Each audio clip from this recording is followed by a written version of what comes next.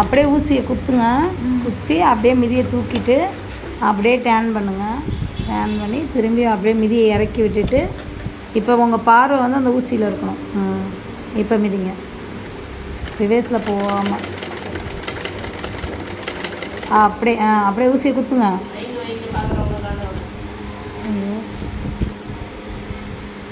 அப்படியே மிதியை இறக்குங்க.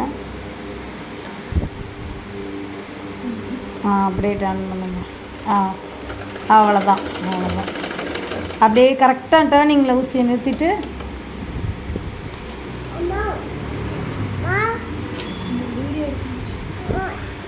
இருடா சத்த நேரம் அம்மா தைச்சிட்ருக்காங்களே. கரெக்டாக அந்த டேர்னிங்கில் வந்து அப்படியே நிப்பாட்டுங்க. ஊசி குத்திட்டு தான் நிப்பாட்டணும்.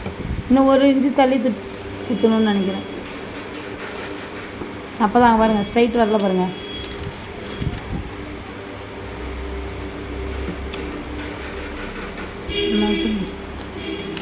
கரெக்டாக குத்துனா தான் கரெக்டாக வரும். குத்துங்க, கீழே வச்சுட்டு குத்துங்க. அவ்வளோதான். இப்போ அந்த கோட்டு மேலேயே தையல் பண்ணுங்க. கரெக்டாக இந்த மாதிரி ஸ்டிச்சஸ்லாம் போட்டு ப்ராக்டிஸ் பண்ணிங்கன்னா உங்களுக்கு அந்த ப்ளவுஸ் தைக்கிறப்ப பானைக்கு வைக்கிறப்ப எந்த இடத்துல வந்து டேர்ன் பண்ணுறப்பெல்லாம் கஷ்டம் இல்லாமல் இருக்கும்.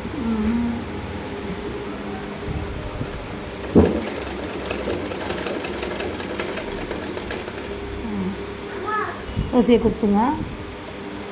சொல்லுமா. நேராக அவ்வளோதான்.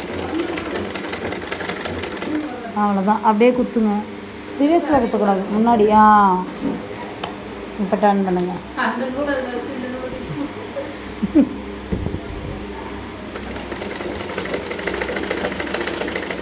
அவ்வளோதான்.